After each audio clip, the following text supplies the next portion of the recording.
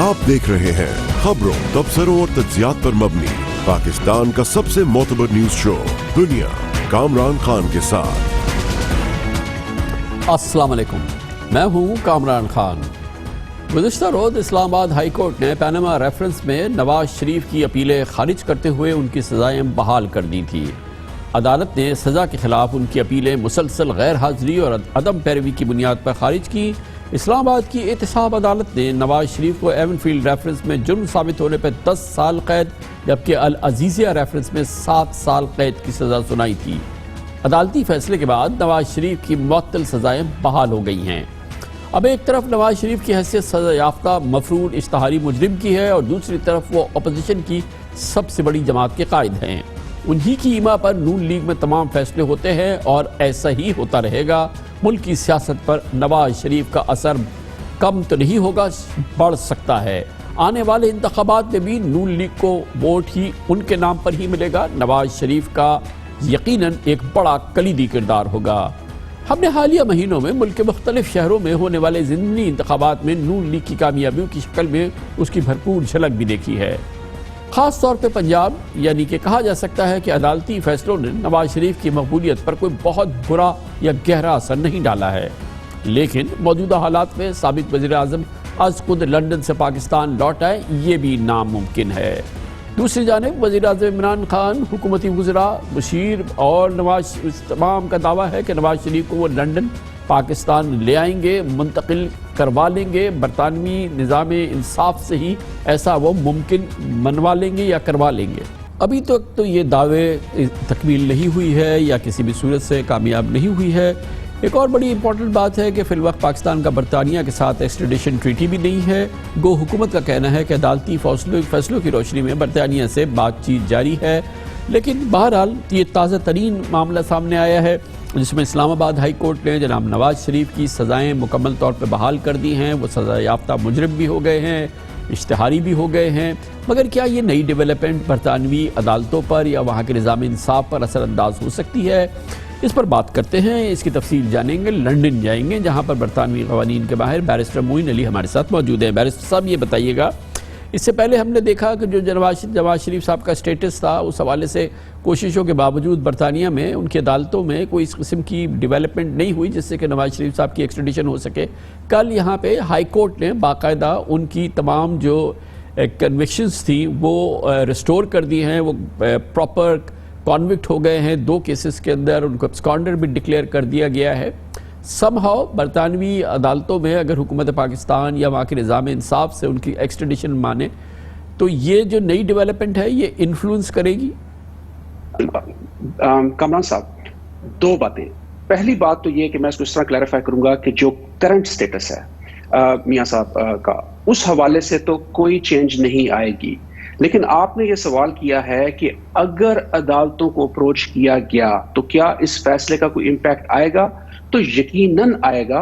लेकिन इसमें जो प्री रेक्विजिट आपके क्वेश्चन के अंदर जो एग्जिस्ट करता है वो ये है कि अगर अदालतों को अप्रोच किया गया तो और मगर उनकी एक्सट्रेडिशन बगैर अदालत के हुक्म के तो नहीं हो सकती ना। बरतानवी हुकूमत के पास अज़-खुद इख्तियार तो नहीं है कि किसी शख्स को एक्सट्राडाइट कर दे उस मुल्क को जहाँ पे उसके साथ एक्सट्रेडिशन ट्रीटी नहीं है। बहरहाल अगर पाकिस्तान को उनकी एक्सट्रेडिशन सीख करनी है तो उन्हें बरतानवी अदालती निज़ाम का ही दरवाज़ा खटखटाना होगा। एब्सोल्युटली राइट कामरान साहब, बिल्कुल स्पॉट ऑन। आपने बिल्कुल दुरुस्त फरमाया कि अगर आपने प्रोसीजर इनिशिएट करना है एक्सट्रेडिशन का तो आपको formal extradition request under extradition act 2003 उसकी आपको फॉर्मल रिक्वेस्ट करनी पड़ेगी। आपको एक पूरा प्रोसीजर फॉलो करना है। सिर्फ कह देने से सारा प्रोसीजर ट्रिगर नहीं होता। आप उसकी रिक्वायरमेंट्स पूरी करनी है, सारे लवाजमात पूरे करने हैं और उसके बाद आप अपनी रिक्वेस्ट लेकर जाएंगे बरतानिया में। क्योंकि एक ड्यू प्रोसेस और रूल ऑफ लॉ की उनकी एक बड़ी स्ट्रॉन्ग एक पोजीशन है। उसके बाद कोर्ट प्रोसीडिंग स्टार्ट होंगी जिसके अंदर दोनों साइड्स आके अपना अपना मौक़िफ़ बयान करेंगी and then the government will decide, the जज विल डिसाइड कि क्या एक्सट्रेडिशन हो सकती है कि नहीं हो सकती। ऑटोमेटिकली कि क्योंकि पाकिस्तान में फैसला आ गया है और यहाँ के ऊपर मतलब कोई خود بخود سارا کچھ ہو جائے گا، ایسے نہیں پاسبل. بیرسٹر صاحب آپ نے شروع میں کہا کہ جی اب جو ان کی اسلام آباد ہائی کورٹ میں جو کنوکشنز ہیں وہ ریسٹور ہوئی ہیں اور ان کی سزائیں جو ہیں وہ باقاعدہ ریسٹور ہو گئی ہیں، وہ باقاعدہ legally from the High Court convict ہیں 2 کیسز کے اندر، ایبسکانڈر ڈکلیئر ہو گئے ہیں. آپ نے کہا تھا یہ انفلوئنس کر سکتی ہے جب جج اس معاملے کو دیکھے گا تو اس کی ایک بڑا فیکٹر ہوگا. ذرا اس کو ایکسپلین کیجئے.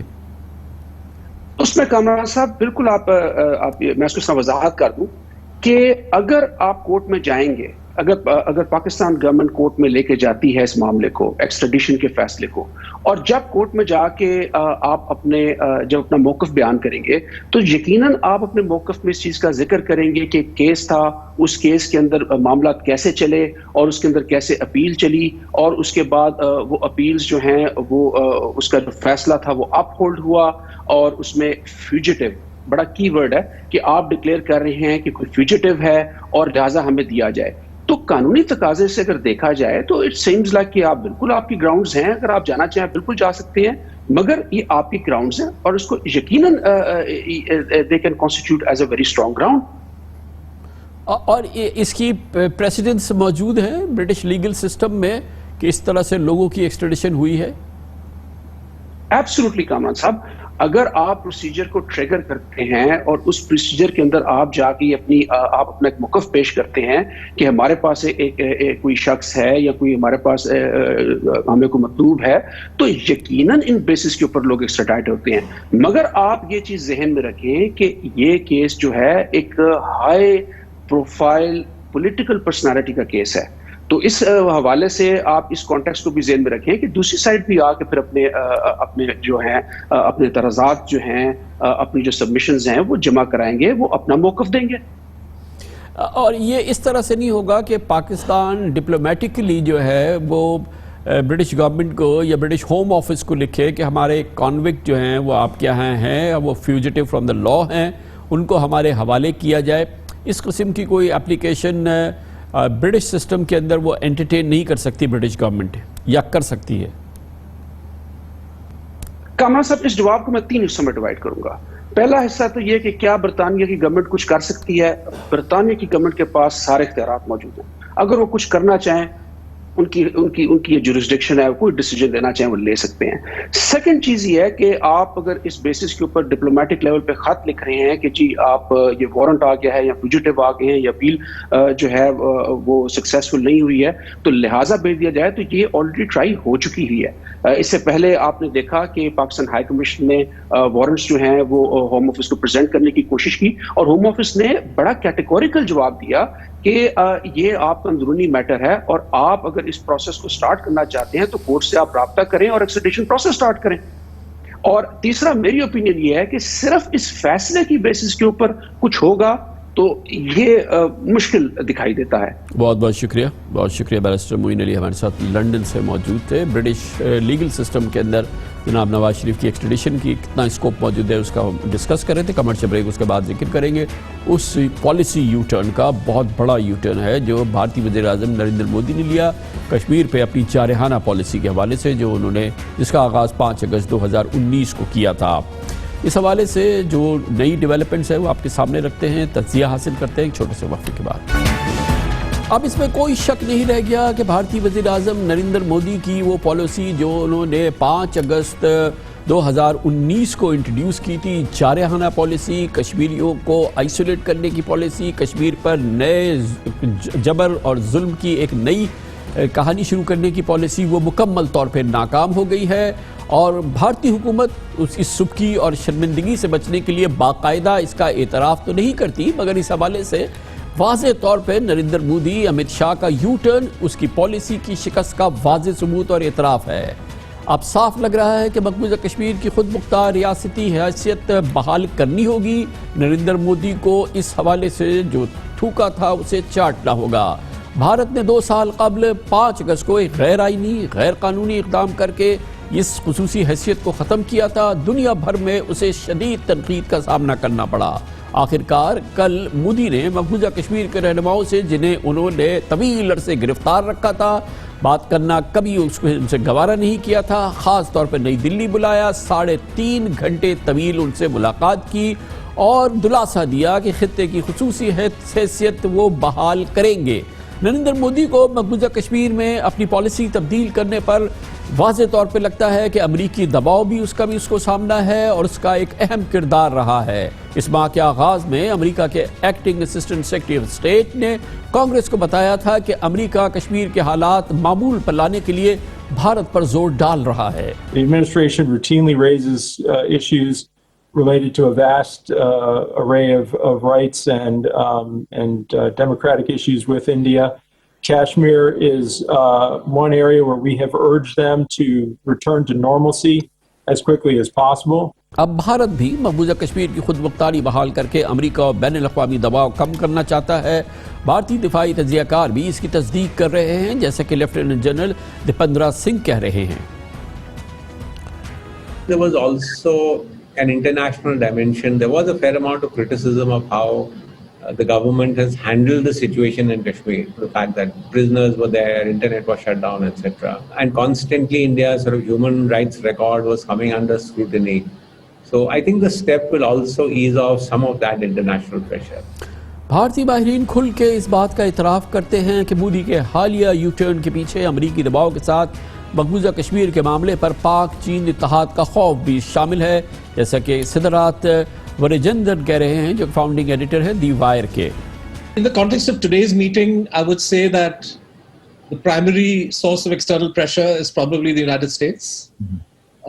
But having said that, that doesn't mean that the China factor has not loomed large in the calculus of both India and the Biden administration. But primarily, I think that the US has been quite insistent, and this goes back to even the Trump administration, by the way, right?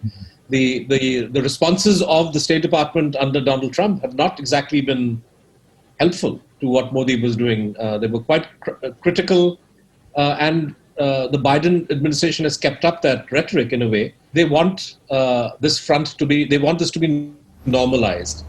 اب اس کا ہم اپنے پاکستانی نقطہ نظر سے تجزیہ کرتے ہیں اور اس کے لیے ہم نے دعوت دی ہے پاک بھارت امور کے اور بھارتی امور کے پاکستان کے ممتاز ایکسپرٹ، پاکستان کے بھارت میں سابق سفیر اور خارجہ امور کے ممتاز تجزیہ کار جناب عبدالباسط کو۔ بہت بہت شکریہ عبدالباسط صاحب، آپ نے ہمیں جوائن کیا ہے۔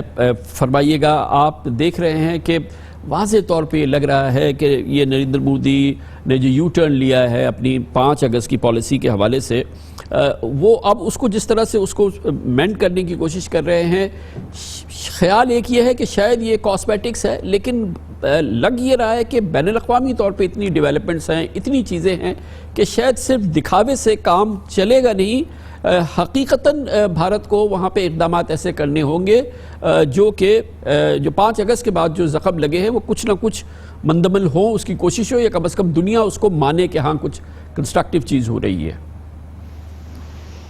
بہت شکریہ کامران خان آپ کا اور مجھے یہ موقع دینے کا۔ میں بڑے مؤدبانہ طور پہ عرض کرنا چاہوں گا کہ میں ان تجزیوں سے اتفاق نہیں کرتا کہ بھارت پہ کوئی پریشر ہے اور اب بھارت کو جو اس نے 5 اگست 2019 کو جو اقدامات دیے تھے وہ کسی طور واپس ہونے جا رہے ہیں۔ معاف کیجیے گا بس یہ آپ جب آپ اس چیز سے متفق نہیں ہیں تو آپ ان بھارتی تجزیہ کاروں سے بھی متفق نہیں ہیں جو کہ یہ جو اپنی معلومات کے حساب سے کہہ رہے ہیں، وہ اندازہ نہیں کہہ رہے، وہ معلومات شیئر کر رہے ہیں۔ نہیں، دیکھیے بنیادی طور پہ بھارت کا پروپیگنڈا کیا ہے۔ بھارت نے 5 اگست 2019 کے فوراً بعد یہ جو کولیبوریٹرز ہیں ٹریڈیشنلی، چاہے وہ آزادز ہوں، عبداللہز ہوں، مفتیز ہوں، ان کو اریسٹ کیا۔ پھر یہ تو جب انہوں نے یہ 5 اگست 2019 کو جو یہ غیر آئینی اقدامات لیے تھے، اس وقت بھی 5 اگست میں لوک سبھا میں یہ اعلان کیا تھا کہ ہم جو اسٹیٹ ہوڈ ہے جموں اور کشمیر کا وہ ہم بحال کر دیں گے اپنے وقت کے آنے پہ۔ پھر آپ ہی ان کو رہا کیا ہے تو صرف ان کولیبوریٹرز کی ریلیونس دکھانا چاہتے ہیں کشمیر میں کہ دیکھیں جی ہم نے یہ کشمیر کے ایسپریشنز کو ریپرزینٹ کرتی ہیں، سارے گمکس ہیں۔ یہ بات آپ یاد رکھیے، اور یہ جو ان کو رہا بھی کیا اور یہ جو میٹنگ بھی ہوئی ہے یہ بھی ہمیں متوقع تھی، ہم تو یہ توقع کر رہے تھے کہ اس قسم کی میٹنگ ہو، اس میں کوئی تاریخی بات نہیں ہے۔ بھارت کا میڈیا بھی یہی پروپیگنڈا کرے گا کہ یہ گپکر گینگ ہے، یہ جو ہیں سینٹرز کے ساتھ نہیں چل سکتے، یہ اصل لوگوں کے لیے پرابلمس، وہ تو ان کو اس طرح ریپریزینٹ کرتے ہیں تاکہ حریت کی اسپیس ان کو ملے وہاں پہ. تو میرا تو کوئی مجھے خوش فہمی نہیں ہے اس کے بارے میں کہ یہ سارا ایک باقاعدہ ایک میتھڈ کے تحت ہو رہا ہے.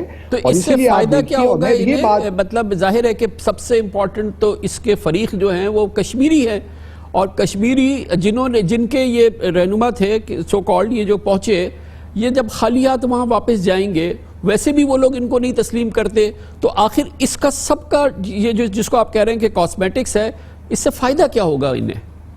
فائدہ دیکھیے یہی ہے نا، یہی بتانا چاہتے ہیں کشمیریوں کے کہ دیکھیے کتنا انہوں نے آ کے زبردست کیس پیش کیا، آپ کے لیے اسپیشل جو اسٹیٹس دوبارہ مانگا، لیکن بنیادی طور پہ آپ دیکھیں گے کہ یہ they will play the ball.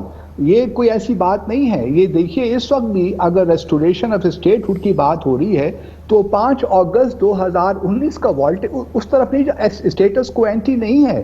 ابھی تو دیکھیے مارچ کے مہینے میں ڈی لمیٹیشن کا پروسیس شروع ہوگا، نئی حلقہ بندی آئیں گی اور اس کے تحت جموں اور کشمیر کو توازن میں رکھا جائے گا، کیونکہ یہاں 35 لاکھ ڈومیسائلز آلریڈی ایشو ہو چکے ہیں، اور جو کشمیری پنڈت ہیں یا ڈوگرز ہیں وہ 2011 کا سینسس مانتے ہی نہیں ہیں. تو ایک جو اگلی اسمبلی آئے گی جموں اور کشمیر کی، یونین ٹیریٹری آپ ہو یا اسٹیٹ ہوڈ ہو، کوئی فرق نہیں پڑتا، کیونکہ اگر اسٹیٹ ہوڈ بھی بحال ہو گیا تو سینٹر نے بھارت جو پولیس کے معاملات ہیں، گویا کہ باز صاحب آپ اس چیز کو بھی نہیں مانتے کہ بھارت کو اس بات کی فکر ہے کہ 2 فرنٹ سچویشن پیدا ہو رہی ہے، چین کا دباؤ ہے اور امریکہ میں اس حوالے سے موافق صورتحال نہیں ہے. کوئی مسئلہ نہیں ہے بھارت کے لیے آپ کے خیال میں؟ نہ 2 فرنٹ ہے، نہ چائنا ہے، نہ پاکستان ہے، نہ امریکہ ہے، کوئی مسئلہ نہیں ہے. تو پھر یہ سب کچھ کیا ہو رہا ہے؟ نہیں دیکھیے ایک پلان کے تحت ہو رہا ہے نا، ایک انٹرنیشنل تھوڑا بہت پریشر ہے یقینی طور پہ، پاکستان کا ہی پریشر، اور پاکستان کے ساتھ مذاکرات بھی شروع کرنا چاہتے ہیں. تو اس وجہ سے ہمارے وزیر اعظم نے کہا کہ جی آپ ہمیں روڈ میپ ہی دے دیجئے تو ہم اس سے آپ کے ساتھ مذاکرات کا سلسلہ شروع کر دیں گے. اب وہ روڈ میپ کیا ہے؟ یہی روڈ میپ ہے کہ ڈی لمیٹیشن ہے اور اس کے بعد الیکشنز ہوں گے، پھر اسٹیٹ ہوڈ ریسٹور ہو جائے گا، یا اس سے پہلے ہو جائے گا، 2022 سے بہرحال یہ سارے کام ہونے ہیں. تو اس میں کشمیریوں کے لیے کیا ہے مجھے سمجھ نہیں آتی کہ ہم لوگ اس کو ایک تاریخی فتح قرار دے رہے ہیں. مجھے تو کچھ نظر اس میں نہیں آتا. یا تو یہ ہو کہ وہ 5 اگست اور پھر وہ انہوں نے ڈال دیا سپریم کورٹ پہ کہ سپریم کورٹ میں اب سب جوڈس سے یہ معاملہ 100 پٹیشنز وہاں پڑی ہیں تو وہ فیصلہ کرے گی. آپ سپریم کورٹ کو ہم جانتے ہیں بھارت کی وہ کتنی پولیٹیسائز ہو چکی ہے، مسلمانوں کے خلاف اور کشمیر کے معاملے میں کوئی بھی فیصلہ ہو، وہ کوئی بھی معاملہ ہو، اس فیصلہ تو کرنا ہے. اس عام کشمیری نے جو 5 اگست کے بعد متحد ہو گیا ہے اور اس میں ذرا سے بھی کوئی تفریق تھی وہ ختم ہو گئی ہے، وہ فیصلہ تو اس نے کرنا ہے نا، تو کسی نے نہیں کرنا ہے.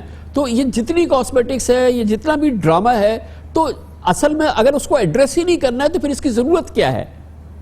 یہ دیکھیے بھارت کو ٹائم چاہیے اپنے آپ کو کنسالیڈیٹ کرنے کی، جو نیا ایک اسٹیٹس کو بنایا ہے اس کو کنسالیڈیٹ کرنے کے لیے ٹائم چاہیے. سر 2 سال گزر گئے ہیں، 2 سال گزر گئے ہیں، اس میں تو اس کو ایک لمحہ بھی شاید نہیں ملا. تو آگے آپ کو کیا اس بات کا ان کو یہ آپ کے خیال میں امید ہے کہ اب جو ہے یہ اس ملاقات کے بعد ان کو وہ ٹائم بھی مل جائے گا، کشمیری بھی خاموش ہو جائیں گے، بلکہ تمام رہنما بھی جا کے بولیں گے کہ ہاں اب مودی کو ٹائم دیتے ہیں، فی الحال ہم کوئی مطالبہ نہیں کرتے؟ کشمیری خاموش نہیں ہوں گے. یہ جو ان کے سو کالڈ یہ جو گپکر گینگ ہے یہ ساتھ ساتھ کھیلے گا، یہ اپنی باتیں بھی کرے گا کہ ریسٹوریشن کریں جو 370 ہے، لیکن یہ ساتھ ساتھ بال بھی کھیلتے رہیں گے، ہمیشہ یہی کرتے رہیں گے. آج ہم ان کو کیوں سر پہ چڑھا رہے ہیں کہ یہ کوئی ریپرزینٹ کر رہے ہیں ایسپریشنز کشمیریوں کی؟ ان کا تو ہمیشہ سے کوزلنگ ٹریٹرز رہے ہیں کشمیریوں کے. کشمیری جو ہے عام کشمیری کبھی نہیں مانے گا، میں آپ کی بات مانتا ہوں.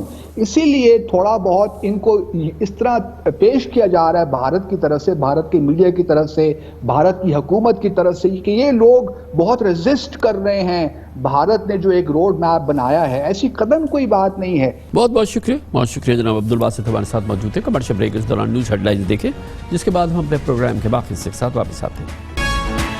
آپ دیکھ رہے ہیں خبروں، تبصروں اور تجزیات پر مبنی پاکستان کا سب سے معتبر نیوز شو دنیا، کامران خان کے ساتھ.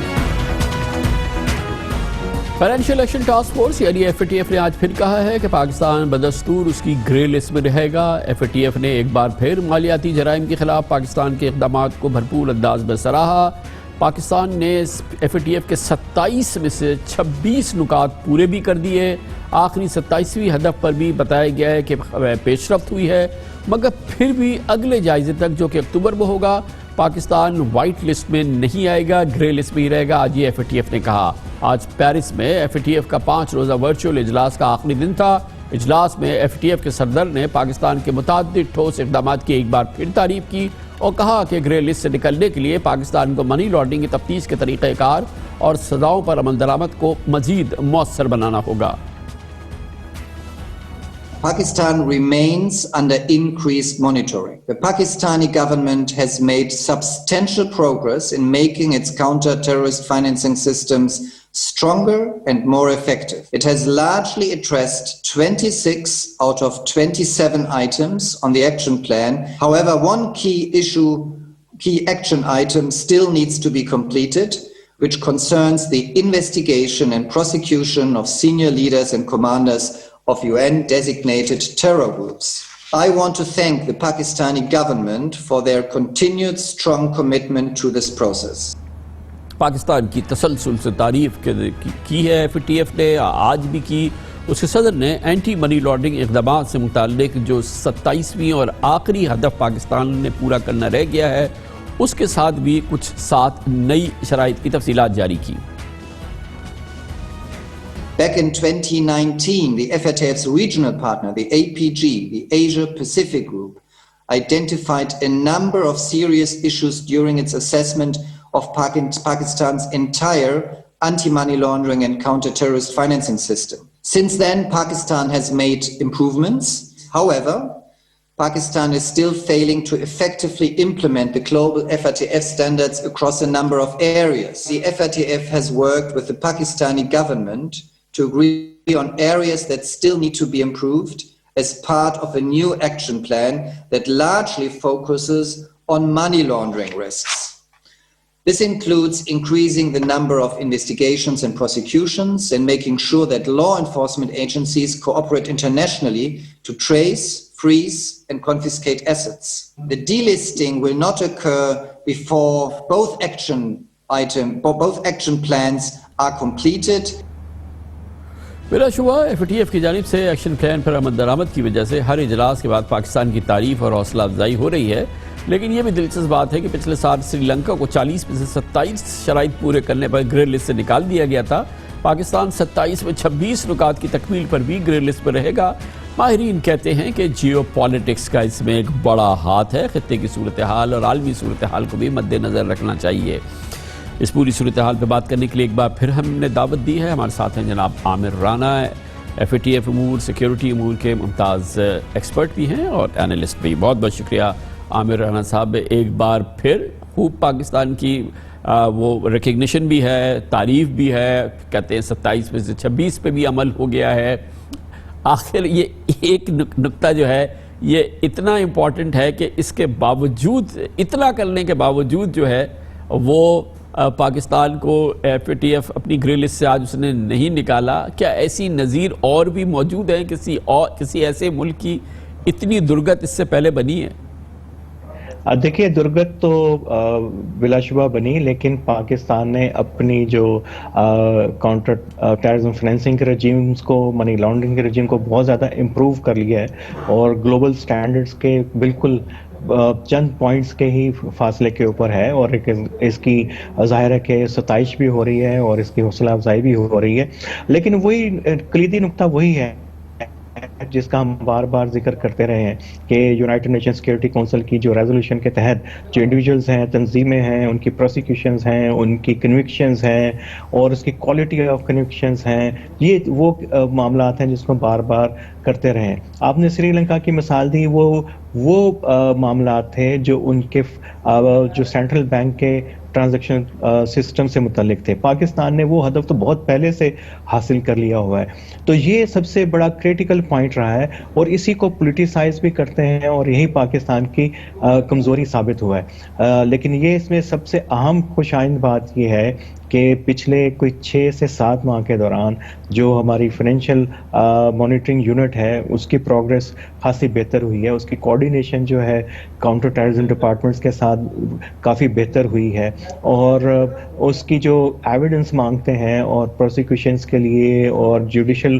اس کی کوالٹی وہ خاصی امپروو ہوئی ہے۔ میرا خیال ہے کہ ابھی یہ جو لاسٹ رپورٹ تو 1 مئی کو گئی تھی فیٹف کو، اور جب اگلی رپورٹ جائے گی تو بہت سارے پاکستان نے معاملات آگے پروگریس کر لی ہوگی، اور اگلی میٹنگ کے اندر میرا نہیں خیال کہ کوئی پولیٹیکل فیکٹر جو ہے اثر انداز ہوگا جس طریقے سے اس وقت پروگریس جیسے کہ یہ ابھی آپ نے بھی فرمایا اور ایف اے ٹی ایف کے پریزیڈنٹ بھی اپنی پریس کانفرنس میں کہہ رہے تھے، جو یو این سینکشنڈ انڈیویجولز ہیں اور جو ان کے خلاف پروسیکیوشن ہے، ان کی جو سزائیں ہیں وہ بھی تو ہم نے کافی لمبی فہرست ہے، حافظ سعید صاحب سے لے کے کئی مسلسل کئی لوگ ہیں اور کافی کی لوگ ہیں اس حوالے سے جن کو کہ مقدمے چلے ہیں، ان کو باقاعدہ سزائیں بھی ہوئی ہیں۔ تو یہ جو نقطے کا یہ جو ایلیمنٹس ہیں اس پر بھی تو کافی عمل ہوا ہے پچھلے چند مہینوں کے دوران۔ جی بالکل، اس کے اندر بالکل جو لوگ اگر کہیں گے کالعدم جماعت الدعوہ سے متعلق ہیں ان کے اوپر مقدمات بھی ہوئے اور ان کو سزائیں بھی ہوئیں اور وہ سزائیں بھگت بھی رہے ہیں، لیکن اس کے علاوہ بہت سارے انڈیویجولز ہیں اس فہرست کے اندر جن کا تعلق دیگر کالعدم تنظیموں سے ہے، جن کے بارے میں بہت کم یہ شواہد موجود ہیں کہ وہ کہاں پہ ہیں، کس جگہ کے اوپر ہیں، تو وہی بار بار چیزیں درپیش آتی ہیں، اور میرا خیال ہے کہ اگلے آنے والے ہفتوں میں مہینوں کے اندر وہ چیزیں بھی اس کے اندر ہوں گی۔ پھر جو سب سے اہم مسئلہ جو درپیش ہے، پاکستان یہ سمجھتا رہا کہ جو بڑے لیڈرز ہیں کالعدم تنظیموں کے ان کو اگر کنوکشن ہوگی، ان کی کنوکشن ہوگی تو وہ ریلیف ملے گا، اس سے پاکستان کو اچھا ایک امیج تو ملتا ہے، لیکن اس میں کورٹس کی طرف سے بہرحال یہ تلوار پاکستان کے اندر لٹکی رہتی ہے کہ اگر آپ کا کیس مضبوط نہیں ہے تو کورٹس پاکستان کی وہ فیصلے جو ہیں جو اینٹی ٹیررسٹ کورٹس ہیں ان کے فیصلوں کو بالکل ریورس بھی کر سکتی ہیں، تو یہ ایک خطرہ ہے جس کے اندر وہ چاہتے ہیں کہ شواہد ہوں۔ تو میرا خیال ہے کہ یہ چیزیں اب ہمارے اداروں کے علم کے اندر ہیں، جس سطح کے اوپر اس کو پرسو کیا جا رہا ہے فیٹف کی امپلیمنٹیشن کو، کمپلائنس کو، تو اب سینسٹیوٹی بڑھ گئی ہے، اور آنے والے ہفتے مہینے میرا خیال ہے وہ مجھے لگتا ہے کہ یہ مسائل بھی کافی حد تک دور ہو جائیں گے۔ بہت بہت شکریہ جناب عامر رانا۔ آج کی سب سے اہم خبر یہی ہے کہ ایف اے ٹی ایف کا فیصلہ کہ فی الحال پاکستان گرے لسٹ پہ رہے گا، اور امکان یہی ہے کہ اکتوبر تک کا ایک انتظار ہے، اس وقت یہ معاملہ ختم ہو جائے گا۔ لیکن یہ آج کی ڈیولپمنٹ، اور اس کے علاوہ دوسرے منسلکہ ڈیولپمنٹس، اور اب بجٹ کے اپروول کے قریب ہے، اور اس کے بعد جدوجہد شروع ہونی ہے۔ اس سال پاکستان کو 6,000 ارب روپے ریونیو کلیکشن کرنے ہیں، جو کہ پہلی بار ایک اتنا بڑا ٹارگٹ ہے، اور پھر پاکستان کی جو مجموعی قومی پیداوار کی ترقی کی شرح ہے وہ تقریباً ہمیں 5% کو کراس کرنا ہے۔ اس کے لیے بجٹ آیا، بجٹ کی نوک پلک درست کی گئی ہے، اس میں مختلف تبدیلیاں لائی گئی ہے، آگے کے لیے تیاری مکمل ہو گئی ہے، اور ان تمام امور پہ بات کرنے کے لیے ہمارے ساتھ موجود ہیں وفاقی وزیر خزانہ و محصولات جناب شوکت ترین۔ بہت بہت شکریہ شوکت ترین صاحب۔ یہ فرمائیے گا کہ آج کی سب سے اہم خبر یہ ہے کہ ایف اے ٹی ایف سے ان کا پلینری تھی، جس میں کہ آج انہوں نے 27 ایکشن پلان میں ہم سے کہا کہ آپ نے 26 پورے کیے ہیں، اور پتہ نہیں ہم نے 99% ان کے اہداف کو پورا کیا ہے، مگر اس کے باوجود وہ ہمیں گرے لسٹ سے نکالنے کے لیے تیار نہیں ہیں۔ شاید اکتوبر میں اب اس کی بات ہوگی، حالانکہ نکل جاتے ہم تو شاید ہمارے کیپٹل مارکیٹ میں، انٹرنیشنل فائنینشیل مارکیٹ کے اندر ہمارا ایک ریٹنگ اچھی ہوتی، وہ اچھا ہوتا۔ یہ آپ اس کو کیسا دیکھتے ہیں؟ یہ آپ کیا ایکسپیکٹ کر رہے تھے؟ یہ سیٹ بیک ہے آپ کے تمام اس مشن کے لیے؟ نہیں، ہمیں یہ آلریڈی ہمیں پتہ تھا کہ یہ پازیٹیوٹی دکھائیں گے، ہماری تعریف کریں گے اور تھوڑا آگے پوسٹ پون کر دیں گے، اور یہ سارا جو ہے یہ دیکھیں اس وقت یہ کوئی اور ملک ہوتا تو اس وقت کبھی کا وہ نکل گیا ہوتا گرے لسٹ سے۔ ہم جو ہیں جیو پولیٹیکل اس میں پھنسے ہوئے ہیں، اور اس وقت آپ کو معلوم ہے، میں اس پہ کامنٹ نہیں کرنا چاہتا ہوں، تو یہ ایک پریشر ٹیکٹکس ہیں، لیکن یہ ہے کہ انہوں نے یہ بھی اسٹیٹمنٹ دیا ہے کہ بہت پروگرس ہوئی ہے، and they have actually been very complimentary.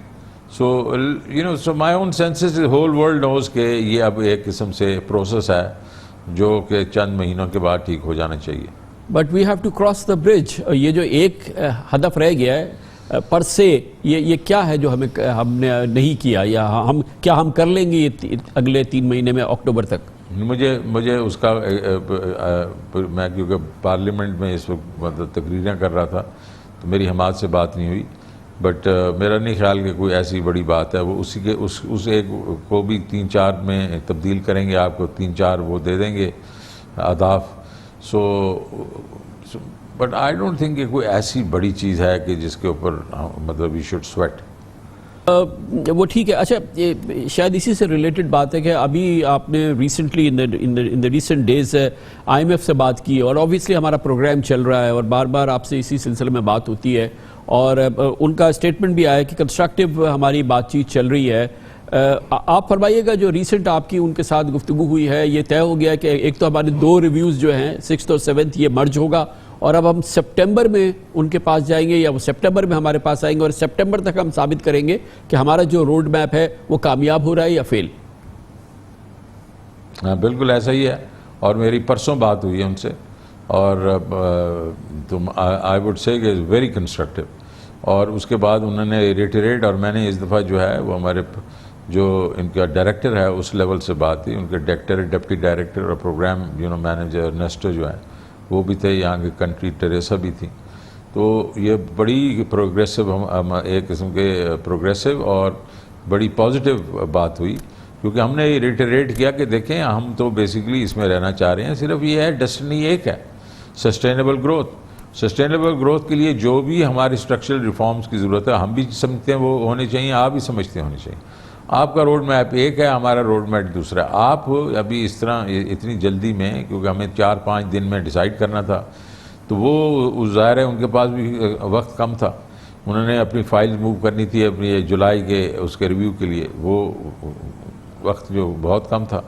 اور اب یہ ہے کہ ہم نے ان کو کہا آپ کے پاس ابھی 2-3 مہینے ہوں گے، آپ ذرا دیکھیں کہ ہم اپنا یہ جو سرکولر ڈیٹ ہے اور یہ پاور سیکٹر کو کیسے ٹھیک کر رہے ہوں گے، اور اور فلوز کو کم کریں گے، ختم کریں گے، اور جو ریونیو جو آپ کہہ رہے تھے کہ آپ ٹیکسز اور لگا دیں، ہم کہہ رہے ہیں نہیں، براڈننگ کی طرف ہم جائیں گے، تو ہم کتنے سکسیسفل ہوں گے. تو اگر یہ دونوں چیزیں ہم دیکھ لیتے ہیں ایک پاز کے تھرو، تو اس میں کیا قباحت ہے. تو انہوں نے کہا بالکل صحیح ہے. سو the good thing was, Kamran bhai, they said کہ we are with you, we support Pakistan this program, and we will be flexible. I mean that was a major statement. ٹھیک ہے جی. اور اس کے بعد انہوں نے پھر یہ کہا کہ we would want کہ آپ اس کو بریک نہ کریں پروگرام کو، اور ہم نے کہا بالکل ہمارا کوئی ارادہ نہیں ہے بریک کرنے کا. تو آئی تھنک بڑی پازیٹیو ڈسکشن تھی، اور اب چلتی رہے گی، کیونکہ میں نے اپنے لوگوں کو کہا ہے کہ ان کو انگیج رکھیں، جو ہم کر رہے ہیں اس وقت بجٹ میں بھی اور اس کے بعد بھی. سعید صاحب یہ بڑی انکریجنگ بات ہے، کیونکہ مارچ میں جو ہم نے ان کے ساتھ پیرامیٹرز طے کیے تھے، جب آپ آئے اس کے بعد آپ نے ان پیرامیٹرز کو بڑا شفٹ کیا ہے، بڑی چینج کی ہے، اور یقیناً یہ ایک بڑا شفٹ ہماری جو تھی وہ اکوموڈیٹ ہوئی ہے، اور اس کو انہوں نے ایکسیپٹ کیا ہے. اور جو آپ رسپانس بتا رہے ہیں تو وہ بڑا انکریجنگ ہے، کیونکہ مارچ میں تو ہم کچھ اور ان کے ساتھ مان بیٹھے تھے. جی ہاں، بٹ دیکھیں اب reality on the ground is کہ آپ اٹھا کے ابھی اور ٹیرف لگا دیں گے تو لوگ سڑکوں پہ آ جائیں گے. ہمارے لیے پولیٹیکلی یہ پیلیٹیبل نہیں ہے. اور دوسرا یہ ہے کہ یہ تو فلسافیکلی پیلیٹیبل نہیں ہے کہ اگر جو پہلے ٹیکس دے رہا ہے اس کے اوپر اور ٹیکس لگا دیں اور براڈننگ نہ کریں. تو یہ دونوں چیزیں جو ہماری ہے ہماری ہیں، وہ بیسیکلی اس کے پیچھے کوئی فلاسفی ہے. تو وہ اس لیے تو کہہ رہے ہیں کہ ہاں ٹھیک ہے، we are willing to consider, because کوئی ہم ہوائی باتیں نہیں کر رہے. صاحب آپ نے فرمایا کہ جیسے آج یہ FATF کی ڈیولپمنٹ، اور آپ نے کہا کہ اس پہ مجھے کوئی خاص تشویش نہیں ہے. پھر آپ نے بتایا بڑا انکریجنگ ہماری بات چیت چل رہی ہے IMF کے ساتھ، اور ان کا رسپانس بڑا انکریجنگ ہے، وہ بھی آپ کو اس پہ بھی تشویش نہیں ہے. مگر مجھے یہ جس پہلو کی طرف میں آپ کی نشاندہی کرانا چاہتا ہوں، یہ مجھے بتائیے اس پہ آپ کی تشویش ہے یا نہیں. حالیہ ڈیولپمنٹ ہوئی ہے جس میں ہم نے دیکھا ہے کہ پاکستان میں ابھی یہ انرجی کے حوالے سے ایک سیریس کرائسس کھڑا ہوا ہے. یہ LNG ٹرمنل جو ہے اینگرو کا، وہ ڈرائی ڈاکنگ پہ چلا گیا ہے، جس سے 600 MMCFD ہماری گیس نکل گئی ہے. اسی وقت ہم نے جو ہے وہ پنرپساکی اور قادرپور کو جو ہے ہم نے مینٹیننس کے لیے بند کر دیا ہے. 800 MMCFD گیس ہماری سسٹم سے نکل گئی ہے. ہمیں انڈسٹریل لاک ڈاؤن کرنا پڑے گا، بند کرنا پڑیں گی، پبلک پریشان ہوگی. چلے آپ کا محکمہ پبلک کی پریشانی سے تو نہیں، لیکن یہ جو صنعتی پیداوار پہ جو اس کا اثر آئے گا، جو انڈسٹریل گروتھ پہ جو اس کا اثر آئے گا، جو اس پہ جو پریشانی ہے، اور یہ 3 مہینے میں آپ نے ثابت کرنا ہے آئی ایم ایف کو کہ ہم نے بہترین پروگرام لے کے آگے چل رہے ہیں، اس پہ کتنی تشویش ہے؟ اس پہ آپ کو پسینہ آ رہا ہے یا اس پہ بھی نہیں آ رہا؟ نہیں آ رہا، کیونکہ یہ 1 ہفتے کی بات ہے. 1 ہفتے میں سارا کوئی ریسٹور ہو جائے گا. آپ کا جو پاور کا ہے، پاور کا اس لیے کہ تربیلا میں جو ہے اس وقت جو ہے اوپر سے گلیشیئر پہ پگھلتے ہیں. انفارچونیٹلی اس دفعہ جو ہے وہ بعد میں کوئی اور ٹھنڈ پڑ گئی تو گلیشیئرز نے ابھی اتنے پگھلے نہیں ہیں پاور میں، اس لیے وہاں سے آپ کا گیپ آ گیا. اور یہ جو ہے مینٹیننس تو خیر اس وقت کرنی نہیں چاہیے تھی، لیکن کر دی، اب ختم ہو جائے گی ایک ہفتے 2 ہفتے میں. لیکن ہمارا یہ ہے، یہ کرائسس جو ہے 1 ہفتے کا ہے، اور 1 ہفتے کے لیے انہوں نے آلٹرنیٹ کرنے کی کوشش کری. ہم تو ان کو کہہ رہے ہیں 1 ہفتے سے بھی کم ہونا چاہیے. تو آئی تھنک اس لیے کوئی ایسی گھبرانے کی ضرورت نہیں. گویا کہ اس میں کوئی پریشانی کی بات نہیں ہے، اور ہم اس کوارٹر میں اپنے ریونیو گروتھ جو ہے، جو کہ ہمیں دکھانے ہیں 20-25% کی انشاءاللہ تعالی ریونیو گروتھ دکھائیں گے سپٹمبر میں. ڈیفینیٹلی دکھائیں گے. ہم دیکھیں پچھلے دفعہ اس زمانے میں ریونیوز جو تھے وہ کافی کمزور تھے، اور یہ پک اپ کیا ہے انہوں نے مارچ سے، پچھلے اس سال کی مارچ سے پک اپ کیا ہے. تو اب مومنٹم چل رہا ہے. اس وقت جو مجھے نمبرز آ رہے ہیں وہ اس وقت جو آ رہے ہیں کہ ہم 45-50% we are ahead of last year, اور وی آر موونگ ٹورڈز میں نے آپ کو بتایا کہ 4.7 تو انشاءاللہ کراس کریں گے 4.8-8.5 تک بھی جا سکتے ہیں. تو وہ ہمارے لیے جو بیس بنے گا، تو مومنٹم تو جاری رہے گا نا انٹو اگست سپٹمبر، جولائی اگست سپٹمبر اکتوبر. یہ بہت سپٹمبر تک ہم نے، یہ اگست تک ہم نے دکھانے ہیں. سپٹمبر میں تو ہماری بات قوم کے لیے بڑی ری ایشورنگ بات ہے کہ وزیر خزانہ جو کہ اس وقت سٹیئر کر رہے ہیں پورے اس معاملے کو، ان کو اس پہ تشویش نہیں ہے کہ ابھی ہماری جو یہ انرجی سیکٹر کرائسس ہوا ہے، آپ کو آئی ایم ایف کے ساتھ کمفرٹیبل ہیں، آپ ایف ٹی ایف کے معاملات پہ کمفرٹیبل ہیں. یہ فرمائیے گا کہ ابھی ہم دیکھ رہے ہیں کہ ہمارا ڈیفیسٹ بڑھ رہا ہے، کرنٹ اکاؤنٹ ڈیفیسٹ، اور اس میں کافی سیریس نمبرز ابھی سامنے آئے ہیں، اور اس پہ تشویش ہے آپ کو؟ دیکھیں جب بھی آپ کی گروتھ آئے گی اس وقت امپورٹس بڑھیں گی، اور یہ ایک ہمارا جو ہے وہ کنسرن ہونا چاہیے. لیکن میں صرف آپ کو یہ کہنا چاہتا ہوں کہ دیکھیں اس وقت جو ہے ابھی بھی سرپلس تھا نا 10 مہینے کے لیے، اور وہ 10 مہینے کا جو سرپلس ہے وہ اب تھوڑا ڈیفیسٹ ہوگا تو وہ اس سے کوئی ہمیں مشکل نہیں ہونی چاہیے، کیونکہ اب ہم نے اور چیزیں جو کرنے، یہ انسینٹیوائز کر رہے ہیں ایکسپورٹس کو، اور یہ جو ریمیٹنسز کے بھی ہم جو دوسرے چینلز کھول رہے ہیں، جس کے بیچ میں یہ جو ہمارا جو روشن پاکستان ہے، اس کو ہم لوگ جا رہے ہیں. میں جا رہا ہوں انشاءاللہ یہ گورنر کے ساتھ، گورنر اسٹیٹ بینک کے ساتھ ڈفرینٹ مارکیٹس میں ہم جائیں گے، اور اس میں ابھی کوئی $1.25 بلین $1.25 بلین آیا ہے. یہ میں اس میں ایکسپیکٹ کرتا ہوں $2-3 بلین انکریمنٹل آنا چاہیے. اور پھر ہم نے یہ جو ہے یہ اس کا یورو بانڈ کی ٹیپ کھولنی ہے، اور سکوک کرنے ہیں. وہ جو انوائرمنٹل فرینڈلی جو انویسٹمنٹس ہیں، وہ مطلب جو بانڈز ہیں اس کو لے کے آنا ہے، پانڈا لے کے آنا ہے. تو دیر آر مینی آپشن جو کہ ہم آ کے will beef up the reserves, so before I M F can come back. ہم ایک کمرشل بریک لینا ہے. شوکت علیم صاحب ہمارے ساتھ موجود ہیں، چھوٹے سے وقت کے بعد واپس آتے ہیں. یہ وہ اقدامات ہیں، یہ وہ نوک پلک ہے جو بجٹ کی درست کی گئی ہے. اس موضوع پر مزید بات کرنے کے لیے وفاقی وزیر خزانہ و محصولات جناب شوکت ترین ہمارے ساتھ موجود ہیں. بہت بہت شکریہ شوکت ترین صاحب. یہ بڑے امپورٹنٹ جو ان سے منسلک لوگ تھے وہ کہتے تھے کہ اناملیز ہیں، بہرحال ان کو دور کیا گیا ہے، لیکن جو آپ کی جو ریونیو کلیکشن ہے اور یہ جو آپ نے اقدامات کیے ہیں، اس کے نتیجے میں جو شارٹ فال آئے گا وہ کیسے میٹ کریں گے؟ نہیں دیکھیں، یہ ہمارے پاس کافی ایونیوز ہیں. پہلی بات تو یہ ہے کہ ہم نے جب کہا کہ ہم براڈن کریں گے ٹیکس بیس، اور ہم نے کہا کہ ہم جو ہے ٹیکنالوجی کو استعمال کر کے ریٹیل سیکٹر میں پاسز لگائیں گے، اس میں ہم نے جو ایک قسم کے ایسٹیمیٹس لگائے تھے وہ بڑے کنزرویٹو تھے. تو اس میں ہی کوئی تقریباً 100 ارب روپے کی گنجائش تو وہیں تھی ہمارے پاس. تو وہ اب ظاہر ہے ہمیں اس کو یوز کرنا پڑ رہا ہے، اور پھر ہم نے کئی اور چیزیں جی تھیں جس طریقے سے ہمارے پاس جو ڈویڈنڈز وغیرہ آنے تھے وہ اب ہماری پبلک سیکٹر کمپنیز کافی دنوں سے ڈویڈنڈز ہم نے روکے ہوئے تھے، وہ اس دفعہ کافی ملیں گے، تو کافی ریونیوز کے بعد ہماری گنجائش ہوتی ہے اور وہ ہوگی انشاءاللہ. اور تو اس میں کوئی اتنا ہمیں ابھی وی آر ویری کانفیڈنٹ کہ 5.8 ٹریلین جو ہے وہ ہم پورا کریں گے. اس میں ایک اور چیز جو آپ نے ابھی جو آج آپ نے جو یہ نئے جو اقدامات کا اعلان کیا ہے اس میں ایک پہ بہت زیادہ پریشر تھا، بہت زیادہ شور تھا، وہ ہم نے نہیں دیکھا کہ یہ جو F E D regime change کی گئی اور اس کو سیلز ٹیکس میں کر دیا گیا، خاص طور پہ ایڈیبل آئل انڈسٹری، اسٹیل بار انڈسٹری، اور خاص طور پہ جو ان کو جو کنسیشنز جو ہیں وہ پاٹا کے حوالے سے ان کو دیے گئے ہیں، اس کے حوالے سے خیال یہی ہے کہ اس پہ بڑا پریشر ہوگا جو ریگولیٹڈ انڈسٹری ہیں، اور آبویسلی اس پہ ریونیو پہ بھی اثر ہوگا اور مس یوز ہونے کا بھی بڑا خطرہ ہے. مگر اس ایشو کو آپ نے ایڈریس نہیں کیا ابھی. نہیں کر دیا ہے، آج میں نے اناؤنس نہیں کیا. ہماری اس پہ بہت باتیں ہوئی ہیں، بات چیت ہوئی ہے، پاٹا کے ساتھ بھی ہوئی ہیں اور دوسروں کے ساتھ بھی ہیں. لیکن جی ایشو کیا ہے؟ ایشو یہ ہے کہ یہ پاٹا جو ہے یہ 30 سال سے یہ ٹیررزم کے زد میں آیا ہوا ہے اور یہاں سے لوگ ڈسپلیس ہوئے، انہوں نے اپنی گھرانے چھوڑ دیے، واپس گئے، اور وہ یہ وار آن ٹیرر میں ڈائریکٹلی جو تھے وہ افیکٹڈ تھے. تو 3 سال پہلے آپ کی پارلیمنٹ نے کہا کہ پاٹا کے جو اندر کوئی انڈسٹری لگائے گا اور اسی کی یوز کے لیے، پاٹا کے ایریا کی یوز کے لیے اس پہ ہم کوئی ٹیکس نہیں لیں گے. اب وہاں جا کے کوئی سٹیل مل لگ گئی ہیں اور کچھ گھی فیکٹریز لگ گئی ہیں، اور وہ لوگ یہ کہہ رہے ہیں کہ یہ باہر سے جو لوگوں نے لگائی ہیں، کوئی گجرانوالہ کے ہیں، کوئی کچھ ہے، تو یہ تو پھر باہر والے یہاں لگا رہے ہیں.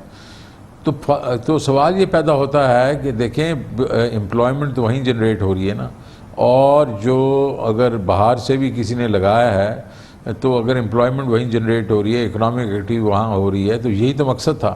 اب یہ جو سیٹلڈ ایریا والے وہ یہ کہہ رہے ہیں کہ یہاں یہ بہت کیپیسٹی سے زیادہ لگائیں گے اور یہ ہماری مارکیٹ کو خراب کریں گے، کیونکہ ان کے تو کوئی ٹیکس نہیں ہے، تو یہ ہماری مارکیٹ میں خراب کریں گے. اور سٹیل والے نے کہا ہمارا تو 20-25 ہزار روپے فی ٹن کا فرق ہے نا. وہ خیر آپ اس کو ڈسپیوٹ کر سکتے ہیں، بٹ یہ ان کا کہنا تھا. تو ہم نے بیٹھ کے ان کو بٹھایا اور ہم نے پہلی بات کی کہ یہ دیکھیں آپ جو ہے اپنی کیپیسٹی کے لحاظ سے آپ امپورٹس کریں گے، اس کا مطلب ہے جتنی سٹیل کی کیپیسٹی ہے، جتنی گھی کی کیپیسٹی ہے، اسی طریقے سے آپ امپورٹ کریں گے. اور جو امپریزمنٹ ہوگی پشاور میں ہوگی، کراچی میں نہیں ہوگی، تاکہ وہاں سے غائب ہو جاتی تھی چیزیں. تیسری چیز ہم نے یہ کہا کہ آپ نے صرف ویلیو ایڈڈ کے اوپر جو ہے وہ وہاں لگانا ہے. یہ نہیں ہے کہ آپ نے چائے منگوا لی اور وہاں سے راؤنڈ ٹرپ ہو کے چلی گئی. تو یہ ساری چیزیں وہ مان گئے. اب جو یہ سیٹلڈ ایریا والے بات کر رہے ہیں کہ یہاں یہ جو کیپیسٹی چاہیے پاٹا کے لیے، اس سے کہیں زیادہ یہ کیپیسٹی شاید لگا لیں گے اور ہم افیکٹ ہوں گے. تو اس کا پھر ہم نے نعم البدل وہ کر لیا، مطلب I think we found out an alternative. اور ہم نے کہا جناب والا آپ پاٹا میں تو یہ بیچ سکتے ہیں وداؤٹ اینی ٹیکس وغیرہ، لیکن جب آپ باہر بیچیں گے اپنے حدود سے تو آپ کے اوپر 17% ٹیکس لگ جائے گا، 17% ایف ای ڈی لگ جائے گی. Now that means کہ then they will be equal to the industry in the settled areas. So اس کی مانیٹرنگ جو ہے وہ ابھی اسٹرکٹ کرنی پڑے گی، otherwise now there should not be any problem. یہ تو ایسا ہی ہے نا کہ میں نے پوچھا ان سے کہ آپ مانیٹرنگ تو پاکستان کا سب سے بڑا مسئلہ ہے. 5-4 انڈسٹریز میں تو آپ ٹریک اینڈ ٹریس لا رہے ہیں، مگر یہ انڈسٹریز جو کہ پاٹا میں جن کو یہ کنسیشنز حاصل ہوگا وہ اس ٹریک اینڈ ٹریس میں نہیں ہے. نہ ایڈیبل آئل ہے، نہ اسٹیل ہے، نہ ہی دوسری ہے. دوسری بات یہ ہے کہ اس سے پہلے اس فیسلٹی کے ایمپل ثبوت موجود ہے کہ اس کو مس یوز کیا گیا ہے اور را مٹیریل کو منگایا گیا ہے اور اس کو استعمال نہیں کیا گیا ہے، بازار میں بیچ دیا گیا ہے. تو یقیناً چلیں یہ کنسیشن تو آپ دیں، مگر اس کی مانیٹرنگ اور اسٹرکٹ مانیٹرنگ، جیسے آپ نے فرمایا کہ بھائی یہ آپ اگر یہاں بیچیں گے پاٹا میں یا NWFP میں تو شاید اس کو خیبر پختونخوا میں تو آپ کو وہ ٹیکس نہیں دینا پڑے گا، لیکن باہر بیچیں گے تو 17.5. تو اس کے لیے بہت ہی آپ کو ایک آؤٹ فٹ بنانی پڑے گی باقاعدہ، جو کہ اس کی بڑی کلوز مانیٹرنگ کرے، ادروائز تو پھر یہ سارا پرپس فیل ہو جائے گا. دیکھیں کامران صاحب، میں پورے کے پی کی بات ہی نہیں کر رہا ہوں، پاٹا پاٹا کے کچھ ایریاز ہیں وہاں جو انٹری ایگزٹ پوائنٹس ہیں اس کے اوپر ہم نے لگا دینے اپنی مانیٹرنگ، اور ان کے پاس کوئی ہزاروں تو نہیں یونٹس لگے ہوئے نا، تو ہم ان کے یونٹس کے اوپر بھی لگا دیں گے اور اس میں تھوڑے پیسے ضرور لگیں گے، بٹ یہ ہم ضرور لگا دیں گے کہ فاٹا پاٹا سے جب لوگ یہ چیزیں نکلیں گی تو یہ بیسیکلی اس پہ سیلز ٹیکس لگے گا۔ یہ میں نے اس طرح آپ کو کہنا چاہ رہا ہوں کہ یہ جو پہلی بات کر رہا تھا کہ سیٹلڈ ایریاز والوں سے میں نے پوچھا کہ آپ جو پروڈکشن یہاں کرتے ہیں وہ صرف کے پی کے لیے ہوتی ہے، وہ باہر بھی آپ بھیجتے ہیں پنجاب؟ انہوں نے کہا بھیجتے ہیں۔ تو میں کہا اگر آپ بھیج سکتے ہیں تو یہ بھی بھیج سکتے ہیں باہر، لیکن ہم نے اس کو ایکولائز کرنا ہے اور لیول پلینگ فیلڈ کے لیے یہ بھی وہی ٹیکس پے کریں گے جو آپ پے کریں گے جب وہ باہر نکلیں گے۔ اور آپ کی بات بالکل صحیح ہے، مانیٹرنگ کے لیے مارکیٹ چیلنج ہوگا، بٹ ہم مانیٹرنگ اس دفعہ انشاءاللہ مانیٹرنگ اچھی کریں گے۔ Even if we have to deploy private sector, وہ جو اپنا آپ کے مقدمز ہیں یا جو بھی ہے وہ کرنے پڑے ان کو ہیلپ کرنے کے لیے اپنے کسٹمز کو، وہ بھی کریں گے، لیکن ویل میک شیور کہ یہ مس یوز نہ ہو۔ آپ کی اجازت سے ایک چھوٹا سا بریک لینا شوکت ترین صاحب، ہم واپس آتے ہیں۔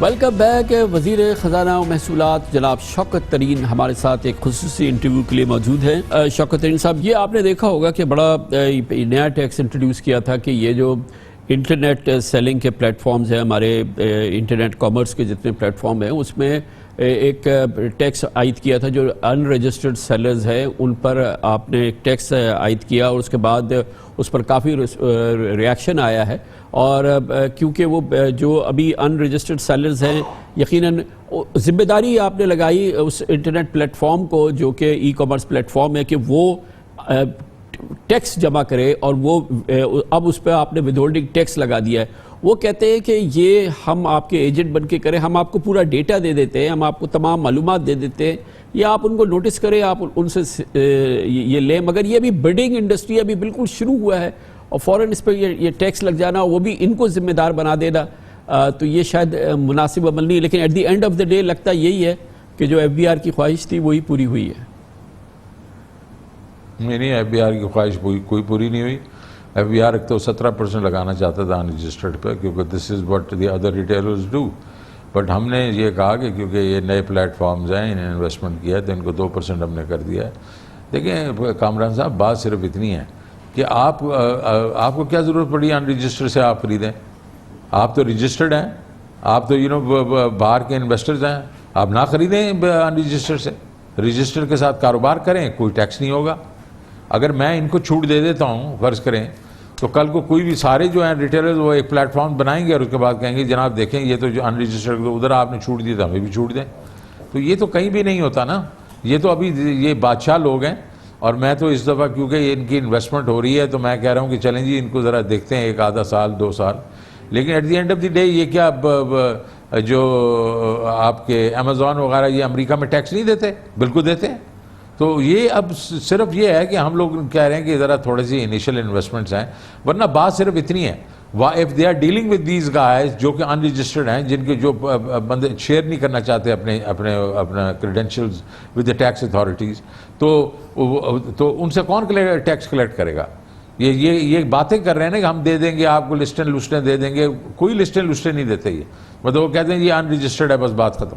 تو ہم نے ان کو جو کنسیشن دیا ہے وہ اس لیے دیا ہے کہ یہ صرف یہ کیونکہ یہ کافی اس میں کافی وسعت ہو سکتی ہے، یہ کیونکہ علی بابا کے ساتھ کنیکٹڈ ہیں اور اس طریقے سے امیزون بھی ابھی آ رہا ہے، تو اس لیے ہم نے 2% کی بات کر دی، اور یہ کافی کنسیشن ہے۔ میری ان کے ساتھ کافی ڈسکشن ہوئی ہے، تو میں نے ان کو یہ بھی کہا کہ آؤ بھائی، میں تو اس کو ٹیکس نیٹ کو بڑھانے کی کوشش کر رہا ہوں ریٹیل والے کو، اور اس میں کمیٹی ہے جس کو میں خود چیئر کر رہا ہوں، آؤ اس میں پارٹیسپیٹ کرو، ہمیں بتاؤ کس طریقے سے ہم نے ان رجسٹر کو نیٹ میں لانا ہے، آپ کی بھی جان چھوٹ جائے گی، ہماری بھی جان چھوٹ جائے گی۔ تو اب جو اس کا پورا گیم چینجر ہے وہ تو خیر یہ کانسیپٹ صحیح ہے کہ ان رجسٹرڈ جو بندہ ہو اس کو ٹیکس دینا ہے، اور اس کو ہم نے اس سے ٹیکس لینا ہے، اور یہ صرف ادھر اپلائی نہیں ہونا ہے، ہمیں پورے پاکستان میں اس کو اپلائی کرنا ہے، اور اس کے لیے آپ پوائنٹ آف سیلز انٹروڈیوس کرنا چاہتے ہیں۔ اب 1 ہفتہ رہ گیا ہے پوائنٹ آف سیلز کے لیے، اور 1 جولائی آ رہی ہے، تو کیا آپ کو ایف بی آر نے بتایا ہے کہ یہ کس لیول پہ ہر مہینے کتنا اس میں اضافہ ہوگا؟ کیونکہ جو ریونیو کلیکشن کو ہم نے 5,800 پہ لے کے جانا ہے، اس کا ایک بڑا امپورٹنٹ پلانک تو یہ پوائنٹ آف سیلز ہوں گے، ڈیجیٹل پیمنٹ سسٹم. کامران صاحب دیکھیں، ابھی تک تو اتنا کوئی بڑا نہیں تھا نا. اس وقت تو ابھی ہم نے جو بات دیکھی ہے یہ ریٹیل پوائنٹ آف سیلز وغیرہ ہیں، اس میں تو 10-15 بلین ہی ہے نا اس وقت تک. لیکن دیکھیں اب اس دفعہ ہم کراس کریں گے 4.7 ٹریلین، انشاءاللہ ہم 4.8 ٹریلین بھی کراس کریں گے. تو ایک تو ہمارا مومنٹم جو ہے نا، ہم نے 4.7 کو بیس لیا ہوا ہے، اس کو 5.8 ٹریلین پہ لے کے جا رہے ہیں. اگر یہ 4.85 آ جاتا ہے تو ہمارا 1.5 بلین کا تو ہمارے پاس ہیڈ سٹارٹ ہے. تو اس کے تو وہ بھی کاؤنٹ کرے گا نا، بیس ہی بڑا ہوگا تو اس پہ وہ بھی ہوگا. اس کے بعد ہم یہ جو اب ہم بات کر رہے ہیں کہ جو یہ جس طریقے سے ہماری براڈننگ کے اوپر 3 لاکھ جو ہم لوگوں نے 3.25 لاکھ کیے، اس میں 25 بلین ہمیں ایڈیشنالٹی آئی تھی. اب ہمارے پاس اس وقت تو صرف IFBR کے پاس جو پروفائلز ہیں وہ 7.2 ملین ہیں، اور نادرا کو ملا دیں تو 15 ملین. تو اگر ہٹ کرتا ہوں 2 ملین کو اور 25 ایوری 300,000 میں 25 بلین آتا ہے تو میں 150 بلین تو یہیں سے آئے گا. اور یہ جو اس دفعہ ابھی 12-13 بلین کی ہماری یہ POSs کا ہے، اور ہم یہ جا کے 80,000، ابھی تو 10,000 استعمال ہوئے ہیں. جب 80,000 یہ استعمال ہوں گے تو 40-50 بلین 60 بلین تو یہ جائے گا، اور ہم اس کو زیادہ کریں گے ڈیورنگ دی ایئر. ہم اس کو ہوپ فلی لے کے 1.25 لاکھ پہ لے کے جائیں گے. اور جب ہم پرائزز بھی دیں گے تو یہ کافی افیکٹو ہوگا. اس میں ٹریک اینڈ ٹریس آ جاتا ہے، اور اس کے بعد سپلائی چینز ہیں. ہم نے بہت اس میں ہوم ورک کیا ہوا ہے ابھی اور بھی کر رہے ہیں کہ یہ ساری طریقے ہر طرف سے ہم جائیں گے، ٹیکنالوجی یوز کریں گے اور لوگوں تک پہنچیں گے.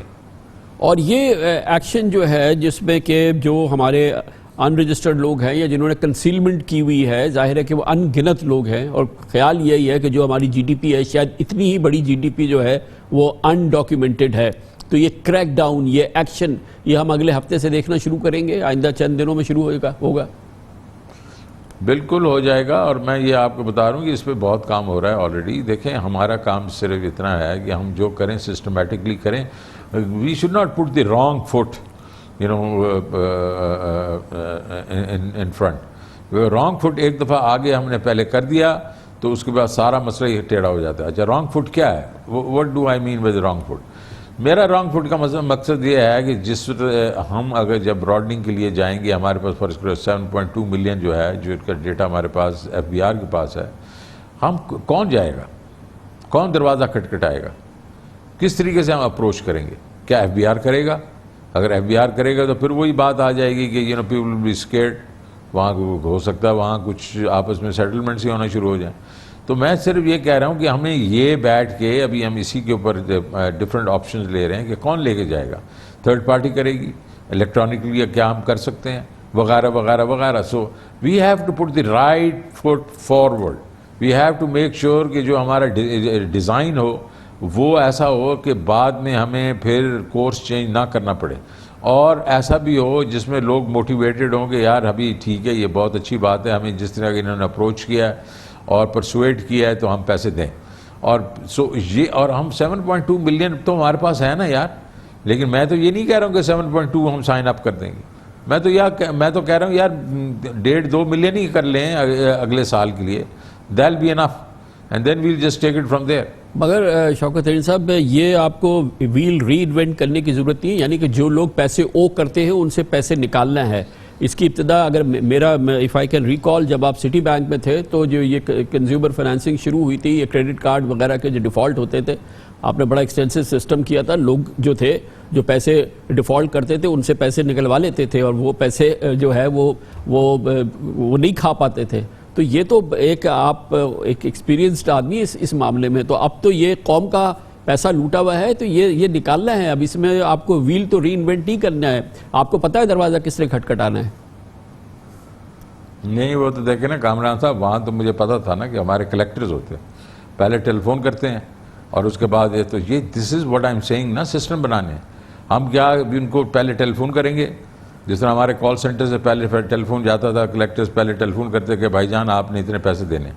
اس کے بعد ہمارا جو خط جاتا، پھر لوگ جا کے وزٹ کرتے. تو یہ سارا یہی میں اس کو آپ کو کہہ رہا ہوں کہ یہ سارا جو ہم انشاءاللہ اگلے 2-4 دنوں میں 5 دنوں میں فائنلائز کریں گے and then we will basically be relentless. ان کو چھوڑنا نہیں ہے ہم نے, لیکن میں صرف آپ کو یہ کہہ رہا ہوں کہ جو ہم طریقہ کار کریں وہ ایسا کریں نا کہ جو مضبوط ہو, اور پھر ان کو جب ہاتھ پڑے تو وہ بھی مضبوط ہاتھ پڑے. بہت بہت شکریہ جناب شوکت ترین ہمارے ساتھ موجود تھے. اس کے ساتھ ہی ہمارے آج کے پروگرام کا اختتام ہوتا ہے. سیٹرڈے سنڈے کی ہفتہ وار تعطیل. کامران خان کو اجازت. اللہ حافظ ناصر.